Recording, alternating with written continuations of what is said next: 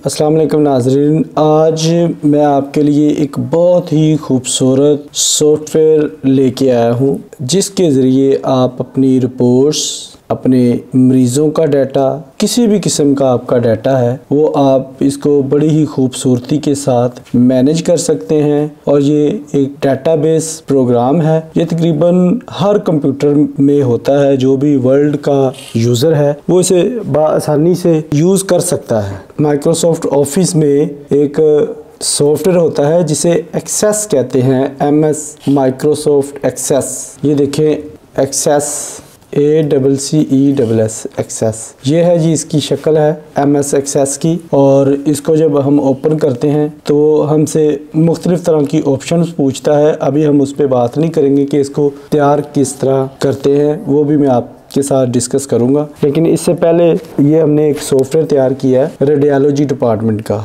तो इस पे हम बात करते हैं कि ये इसकी फंक्शनैलिटी क्या है, ताकि जब आपको इसकी फंक्शनैलिटी के बारे में, इसके बेनिफिट्स के बारे में पता चलेगा तो फिर आप इसको सीखना भी चाहेंगे और इसको इस्तेमाल भी करना चाहेंगे। अगरचे हर कंप्यूटर में अवेलेबल होता है लेकिन फिर भी इसका यूज़ बहुत ही कम लोग करते हैं क्योंकि थोड़ा सा ये ट्रिकी है, ये डिफ़िकल्ट भी है और लर्न करना पड़ता है, सीखना पड़ता है। तो इस वजह से लोग इसे अवॉइड करते हैं, इसे सीखते नहीं है। लेकिन अगर आप सीख लें तो आप बहुत ही अच्छे तरीके से अपना डाटा को मैनेज कर सकते हैं और उस डाटे को आप जिस भी फील्ड के मुताबिक चाहें उस फील्ड के मुताबिक आप उसको रिट्रीव भी कर सकते हैं। मिसाल के तौर पर आप जेंडर वाइज रिट्रीव करना चाहते हैं, मेल कितने हैं, फीमेल कितने हैं पेशेंट। अगर आप एज वाइज करना चाह रहे हैं तो एज वाइज आपको डाटा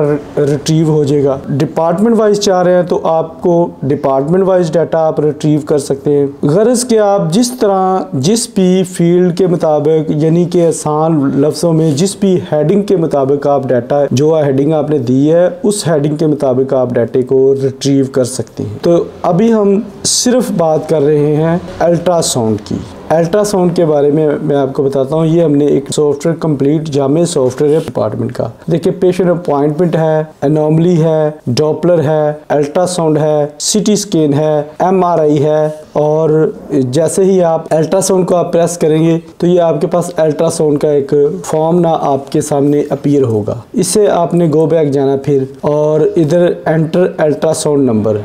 जी, हम अल्ट्रासाउंड का नंबर लेते हैं। किसी भी अल्ट्रासाउंड आप रैंडमली कोई भी आप उठा लें और उसका अल्ट्रासाउंड नंबर लें, ठीक है। इसको बैक जाएं और इधर अल्ट्रासाउंड नंबर डालेंगे, वही अल्ट्रासाउंड आपके सामने अपीयर हो जाएगी। इस डेट में आपने कितनी एंट्रीज की हैं, कितने आपने रिकॉर्ड तैयार किए हैं, वो भी आपके सामने अपीयर होगा। जैसे कि फॉर एग्जांपल आपने ये डेट पिक कर ली, गो बैक गए, इधर व्हाट डेट रिकॉर्ड्स, आपको किस डेट के रिकॉर्ड चाहिए तो आप सिंपल पुट करेंगे और आपको इस डेट में इतने रिकॉर्ड आपने तैयार किए, ये आ जाएंगे। इसी तरह अगर आप रैंडमली कोई और डेट लेते हैं, फॉर एग्जांपल आपने इस डेट के रिकॉर्ड ले लिए 30/11 के, तो सिंपल आपने इधर रिकॉर्ड डालने में जो फील्ड दी होगी वो आपके सामने सारे रिकॉर्ड आपके सामने शो हो जाएंगे कि आपने इस डेट में इतने रिकॉर्ड तैयार किए हैं, ये इतने एंट्रीज डाली हैं। फिर हम गो बैक जाते हैं, अल्ट्रासाउंड में जाते हैं। अल्ट्रासाउंड में जैसे ही आप ऐड न्यू रिकॉर्ड करेंगे आपके सामने एक ब्लैंक फॉर्म आ जाएगा, शो हो जाएगा। जैसे ही आपके सामने ये कैलेंडर आएगा, आपने इधर से डेट पिक करनी है, टुडे डेट है। उसके बाद आपने पेशेंट का नाम लिखना है, बशीर लिख दिया है। फॉर एग्जांपल पेशेंट का नाम है बशीर की उम्र क्या है, 30 ईयर्स, मेल है। तो सिंपल आपने M डालना है तो मेल आ जाएगा, अगर आप F डालेंगे तो फीमेल आ जाएगा। आपको पूरा लिखने की ज़रूरत नहीं, ये हमने फीड किया हुआ है। अपनी जितनी भी हमारी फील्ड्स होती हैं उनको हमने रिपीटेडली लफ्ज़ वर्ड डालने होते हैं उनको हम फीड कर लेते हैं। इधर हमने अल्ट्रासाउंड नंबर डालना है, जिस अल्ट्रासाउंड की बेस पे आपने लेने। मैंने नंबर डाल दिया 112233। डिपार्टमेंट भी ये सारे फीड किए हुए हैं। आपने सिंपल उसका अगर फॉर एग्जांपल आप ENT डालेंगे, E प्रेस किया तो ENT आ गया। अगर मैं गैस्ट्रोएंटरोलॉजी का डालता हूँ तो G डालूंगा, तो गैस्ट्रोएंटरोलॉजिस्ट, अगर मैं गायनी का करना तो GY डाल दिया तो गायनिकोलॉजिस्ट आ गया। और इसी तरह वार्ड है, वार्ड मेल है फीमेल है, जो भी वार्ड है वो आपने मेल है कर देना, बेड नंबर डाल देना, ठीक है। रिकॉर्ड नंबर है आपका, इधर आपने एग्जामिनेशन डाल देना कि एग्जामिनेशन कौन सा है, इसको भी हम फीड कर सकते हैं जो हमारे मेन एग्जामिनेशन है, ठीक है। लेकिन अब अभी हम ऐसे ही डाल रहे हैं, लेकिन जो मेरा अपडेटेड वर्जन है उसमें ये चीज़ें आपको अवेलेबल होंगी। Sound abdomen, okay. फिर इधर हमने वो सारी जो भी रिपोर्ट है वो सारी इधर रिपोर्ट टाइप करनी। इधर हमारे डॉक्टर्स के नाम फीड हैं, ठीक है। जिस भी डॉक्टर के फर्स्ट स्पेलिंग या फर्स्ट 2 और 3 स्पेलिंग आप उसके वर्ड अल्फ़ाबेट प्रेस करेंगे तो उस डॉक्टर का पूरा नाम अपीयर इधर हो जाएगा। तो अभी हम सिंपली किसी भी डॉक्टर का रैंडमली नाम डाल देते हैं। डॉक्टर डाला हमने, सिर्फ नज़ीर डालना है। अगर इसमें फीड नहीं, जो नया कोई डॉक्टर है तो सिंपल उसका नाम डाल दें वो भी। फिर आपने इस रिकॉर्ड को सेव कर लेना है। हमारा जो पिछला वर्जन था उसमें हमने ये वाला फंक्शन नहीं था लगाया, हम सिर्फ रिपोर्ट जो रिट्रीव करते थे वो लैब नंबर से करते थे कि हमें लैब नंबर बार बार हर रिपोर्ट के लिए हमें लैब नंबर डालना पड़ता था। लेकिन अब हमने नए वर्जन में ये कर दिया है कि सिंपल जिस भी आप रिपोर्ट पे हैं आपने उस रिपोर्ट पे आना है। सिंपल जिस तरह ये बशीर है, ये नज़ीर है, आपने बशीर पे आना है और प्रिंट करंट रिपोर्ट करेंगे तो ये आपके सामने बशीर की रिपोर्ट आ गई, ठीक है। आपको बार बार लैब नंबर डालने की ज़रूरत नहीं है। इधर से हमने ऐड करना है, इधर से हमने रिपोर्ट का प्रीव्यू लेना है, इधर से हम प्रिंट करंट रिपोर्ट करेंगे। जिस भी रिपोर्ट पे हम होंगे वो बशीर पे हम तो बशीर का उसने शो कर दिया है, अगर हम नज़ीर पे हैं तो नज़ीर का शो रिपोर्ट कर देगा, ठीक है। इसी तरह हमने इसी रिकॉर्ड को फॉर एग्जांपल हमने डाटा वो सेम ही रखना, डेट भी हमारी सेम ही इसी डेट की है, ठीक है। डॉक्टर भी सेम है, तो हमने सिंपल इसी रिकॉर्ड को हमने डुप्लीकेट कर लेना है। ये देखें इधर 353 है तो मैंने इसको डुप्लीकेट कर दिया, रिकॉर्ड 354 हो गया रिकॉर्ड, ठीक है। 354 रिकॉर्ड मैंने किए तो मैंने डेट वही रहने दी। अब मैंने सिंपल मरीज़ का नाम लिख दिया असगर, उसकी एज डाली, मेल है और उसका लैब नंबर डाला है। प्राइवेट पेशेंट है कौन सा भी है वो आपने सिंपल इस फीड में से, अगर फीड में अवेलेबल नहीं है तो आप जस्ट पुट भी इसको कर सकते हैं खुद से भी, AAM, ठीक है। वार्ड भी इसी तरह आपने पुट करना है, बेड नंबर भी अगर है तो ठीक है, नहीं तो कार्ड नंबर। इधर अल्ट्रासाउंड का नाम बता दें जो भी है। इधर आपने रिपोर्ट टाइप करनी, इधर डॉक्टर का नाम लिख देना है, डॉक्टर अकरम। इस रिकॉर्ड को आपने सेव कर लेना है और इस प्रिंट को करंट।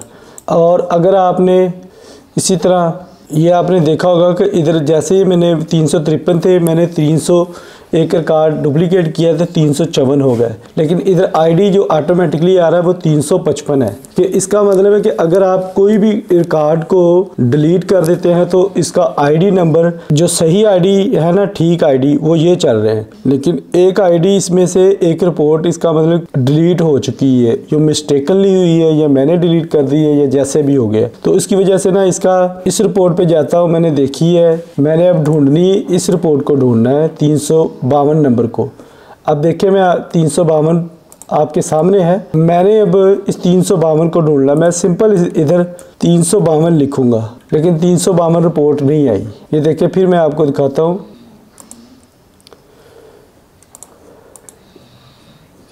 ये 353 है, ठीक है, 352 ये है, ठीक है। लेकिन इसका नंबर नीचे आ रहा है 351, एक नंबर इसका कम आ रहा है। मैंने इधर 352 लिखा है, नंबर रिपोर्ट का 352 है लेकिन 353 आ रही है, 351 पे ये है। तो इसके नंबर ना डिस्टर्ब हो जाते हैं। तो जब भी आपने अगरचे कोई गलत भी रिकॉर्ड एंटर हो चुका है तो उसको आप उसी रिकॉर्ड में आप मॉडिफाई कर सकते हैं, लेकिन रिकॉर्ड कोई भी आपने इसमें डिलीट नहीं करना, जिससे आपको ये मसला हो जाएगा कि जब आप रिपोर्ट को ढूंढेंगे, फाइंड करेंगे, तो एक आधा आगे पीछे आपको रिकॉर्ड मिलेगा, एग्जैक्ट नहीं मिलेगा। इस वजह से आपने ये गलती कभी भी नहीं करनी। अब हम गो बैक पे जाते हैं, तो इसमें आप पेशेंट की अपॉइंटमेंट भी बना सकते हैं। एनोमली स्कैन के लिए हमने ये बनाया है डाटा, ये सारी उसकी वैल्यूज़ हैं, बीपीडी है, एफएल है, एसी है, सीजीए है, ईएफडब्ल्यू है। इसकी सिंपल आपने वैल्यू पुट करनी है।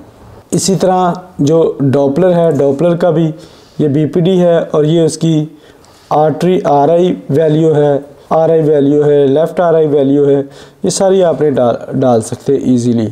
आपको ये चीज़ें बार बार नहीं, बीपीडी वगैरह ये सारी चीज़ें बार बार नहीं पुट करनी पड़ेगी और सिंपल आपने लैब नंबर डालना है।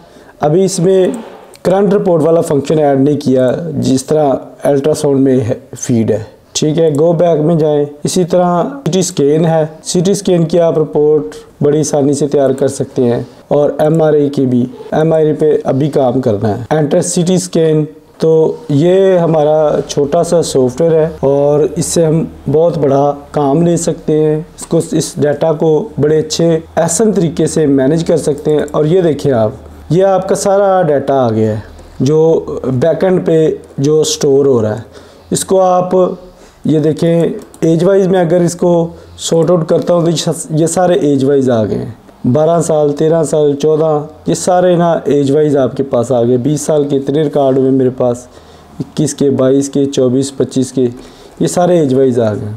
इसी तरह अगर मैं इसको सेक्स वाइज करता हूँ, जेंडर वाइज, तो ये सारी फीमेल आ गई हैं ऊपर, फिर इसके बाद मेल आ गए सारे। इसको मैं डिपार्टमेंट वाइज करता हूँ तो डिपार्टमेंट वाइज भी आप इसको कर सकते हैं। ये देख लें, गैस्ट्रो के सारे आ गए, जीआई के आ गए, गायनिकोलॉजी के आ गए, एचडीयू के आ गए, किडनी ट्रांसप्लांट के, मेडिकल 1 है, मेडिकल 2 है, नेफ्रोलॉजी है, ओपीडी है। ये सारे डिपार्टमेंट वाइज आप इस तरह आप मेडिकल रिकॉर्ड नंबर वाइज भी कर सकते हैं, एग्जामिनेशन वाइज भी रिपोर्ट्स ले सकते हैं और डॉक्टर वाइज भी आप सारी रिपोर्ट पिक कर सकते हैं। तो ये सॉफ्टवेयर डॉक्टर्स के लिए, रेडियोलॉजी के लिए, पेशेंट की मैनेजमेंट के लिए, डॉक्टर्स के लिए ख़ास तौर पर बहुत ही इम्पोर्टेंट है। और अगर जो भी डॉक्टर या मेडिकल से रिलेटेड इस सॉफ्टवेयर को हासिल करना चाह रहा है या अपने मर्ज़ी के मुताबिक कस्टमाइज तरीके से इसको डेवलप करवाना चाह रहा है, तो वो ज़रूर हमसे रब्ता करें, कमेंट्स में हमें बताए, तो हम उसकी हेल्प भी कर सकते, तो हम उसकी हेल्प भी करेंगे और उसको सॉफ्टवेयर भी तैयार करके दे सकते हैं। Thank you very much.